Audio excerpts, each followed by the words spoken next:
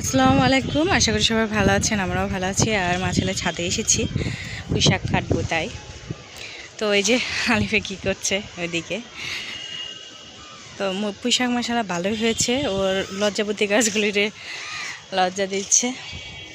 গাছ যে আনন্দ দেয় এটাই তার হচ্ছে বাস্তব প্রমাণ। দেখেন বৃষ্টির পানি পেয়ে গাছগুলি কিন্তু মাশাআল্লাহ অনেক ভালো হয়েছে। যেহেতু পুঁই শাক কাটতে এসেছি তো পুঁই শাক কাটতেই যাই। পুঁই শাক কিন্তু মাশাআল্লাহ অনেক সুন্দর হয়েছে, বৃষ্টির কারণে কাটা হচ্ছিল না। তো আজকে কাটবো। কি সুন্দর সুন্দর ডগা। বিসমিল্লাহির রহমানির রহিম। বড়গুলো আগে কাটি।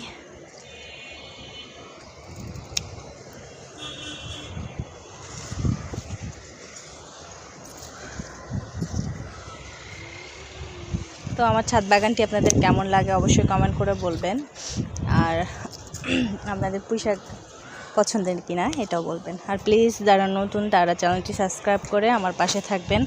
আপনাদের ছোট্ট একটা লাইক আমার অনেক দূর এগিয়ে নিয়ে যেতে যাই, প্রেরণা যোগাই।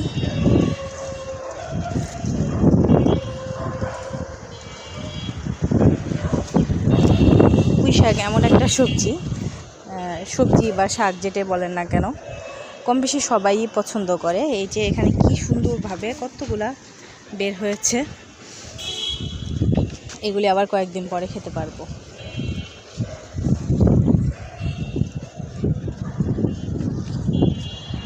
আপনাদের পুঁই শাক কেমন হয়েছে কমেন্ট করে বলবেন। আমারগুলি তো মাশাআল্লাহ আপনারা তো দেখতেই পাচ্ছেন, আর আপনাদেরগুলি তো আমি দেখতে পাচ্ছি না, এই জন্যে কমেন্ট করে জানাবেন কেমন হয়েছে। পরে ধুয়ে নিব, এটা তো অনেক বড় হয়ে গেছে।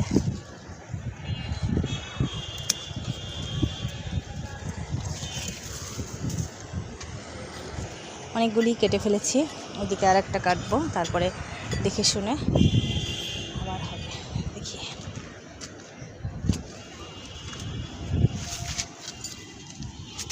কিছু অল্প একটু যত্ন করলেই কিন্তু অনেক ভালো ফলন পাওয়া যায়। এটা বেশি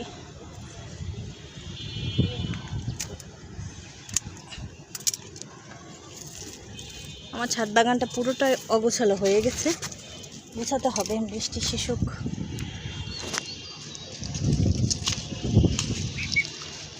আলহামদুলিল্লাহ বেশ কিছু কেটে নিয়েছি।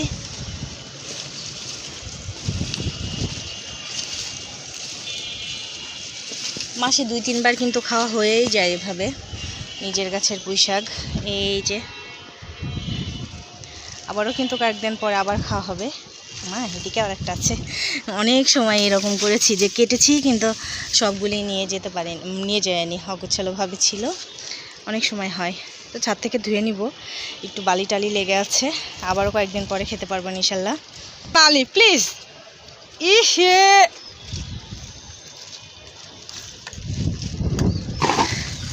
এই যে একদম লকলকা কি সুন্দর শাক। এমন মোটা মোটা পুঁই শাক কার না ভালো লাগে খেতে।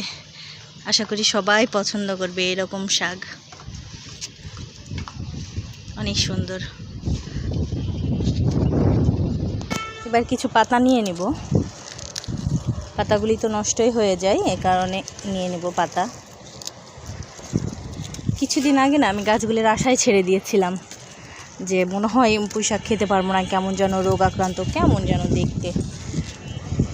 বাসায় গেছিলাম, এই ফাঁকে কিন্তু আলহামদুলিল্লাহ অনেক সুন্দরভাবে গাছগুলি বেড়ে উঠেছে। তারপর থেকে ভালোই হচ্ছে খাওয়া। গোড়ার দিকের পাতাগুলি নিয়ে নিব।